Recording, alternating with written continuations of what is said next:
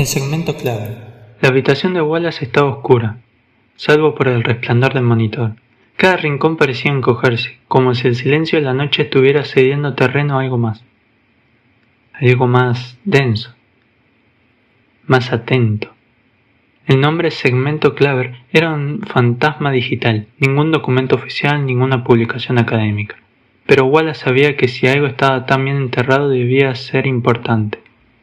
Luego de horas buceando en bases de datos no indexadas, finalmente encontró una mención, un viejo servidor de la Facultad de Física de la Universidad Estatal de Ohio, olvidado desde 2009. Un archivo mal etiquetado como CLBR SGMNT RAW. Lo descargó. Era un fragmento de audio, apenas 6 segundos, pero esos 6 segundos no eran sonido, eran forma. No había voces ni frecuencias reconocibles, era como si alguien hubiese convertido una imagen tridimensional en ondas, una especie de geometría imposible, deformándose en su mente a medida que el sonido avanzaba. Y cuando terminó, algo vibró. No en el aire, dentro de Wallace. Apagó la computadora de inmediato, con el corazón latiendo en el estómago. El archivo seguía allí, no lo borró, no podía, pero por primera vez en su vida deseó no haberlo encontrado. La puerta crujió, no había viento, giró lentamente. Nadie, y sin embargo juraría que había visto su propio reflejo en la ventana moverse sin él. Wallace respiró hondo. Necesitaba hablar con alguien, alguien que hubiese estado allí cuando todo comenzó. Un nombre emergió en los registros de Big Air. Dr. Francis Belling, supervisor de señales hasta 1981. Retirado, casi olvidado, pero vivo, en las afueras de Akron, Ohio. Akron. El camino hacia Akron estaba cubierto por una niebla espesa, como si el mundo supiera dónde iba Wallace y tratara de impedirlo. La dirección era antigua, desactualizada, pero seguía allí, una casa rural, aislada, rodeada de árboles y del sonido de nada. El Dr. Francis Belling vivía solo, un hombre delgado, de rostro demacrado y ojos hundidos. Le abrió con una lentitud dolorosa. No parecía sorprendido al ver a Wallace. De hecho, parecía esperarlo. Tú también lo viste, ¿verdad? Wallace asintió. No había dicho ni una palabra. Belling lo dejó pasar. El interior estaba cubierto de polvo, pero organizado con meticulosidad obsesiva. Libros de física, cajas de cinta, fotografías descoloridas y una pizarra llena de símbolos que no pertenecían a ningún lenguaje conocido. ¿Usted conoce al Dr. Cleaver?, dijo Wallace, mirando esa pizarra con una mezcla de temor y fascinación. Lo miré y lo temí, respondió Belling con un tono bajo. Fue el primero que creyó que la señal no era un mensaje, que era otra cosa, una puerta, susurró. Se hizo un silencio espeso. Belling se sentó frente a una grabadora antigua y presionó play. Sonó un zumbido familiar, pero distorsionado. No era la señal original, era más densa, más grave. Esto es parte del segmento Clever. Él lo grabó, pero nunca nos dijo cómo, solo que lo recibió durante una tormenta eléctrica en 1978. Estaba solo, y desde esa noche ya no volvió a ser el mismo. Wallace escuchaba paralizado. No era solo sonido, había algo vivo en esas ondas. Él dejó de dormir, comenzó a hablar en sueños, dibujaba símbolos como los de la pizarra. Decía que la forma estaba entrando, que la señal no venía del espacio ni del tiempo, sino desde un reflejo del universo, una grieta, un eco que aún no había ocurrido. Wallace sintió que todo el aire en la habitación se volvía más pesado. Claver había abierto algo, y había dejado un rastro. ¿Dónde está ahora?, preguntó, sabiendo la respuesta. Belling lo miró con los ojos de alguien que ya no esperaba nada del mundo. Desapareció en 1982. La última vez que lo vi dijo que estaba demasiado cerca y que si seguía escuchando, él también dejaría de ser él. En la noche. Logan despertó en mitad de la noche. La pantalla del monitor seguía encendida, mostrando una de las capturas ampliadas del espectrograma que había recuperado del segmento Claver. No recordaba haberla dejado así. Tampoco recordaba haber dejado la luz del pasillo encendida. El aire en la habitación tenía un peso muy denso, como si alguien hubiera exhalado una presencia que todavía no se iba. Se levantó para ir al baño. En el pasillo, el reflejo de su figura se dibujó en el espejo largo de cuerpo entero. Por un instante creyó ver algo extraño.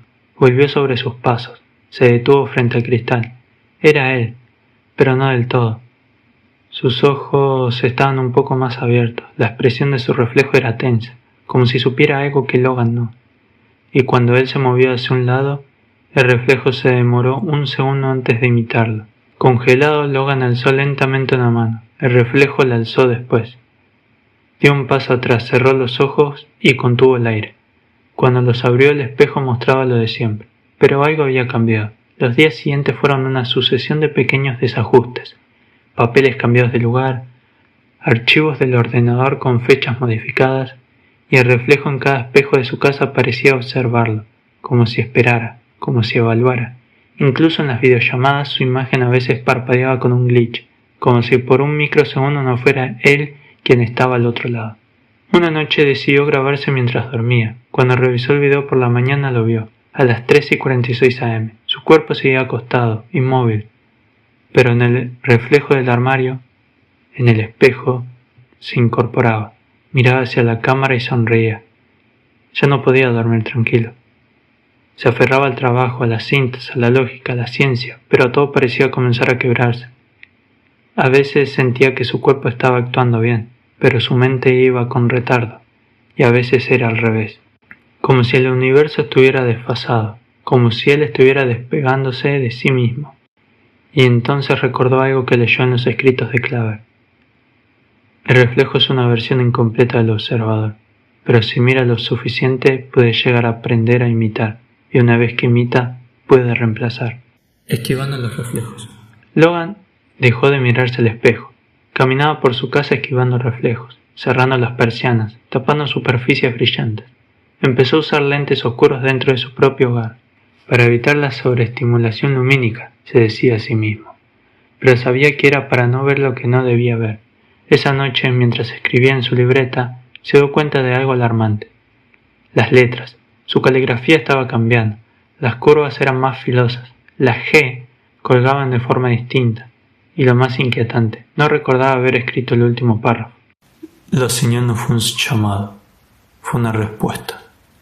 Se quedó paralizado. Esa frase no tenía ningún sentido. O quizás sí, si alguien o algo del otro lado del espectro, del otro lado del tiempo, del otro lado del espejo, hubiera estado esperando que alguien respondiera.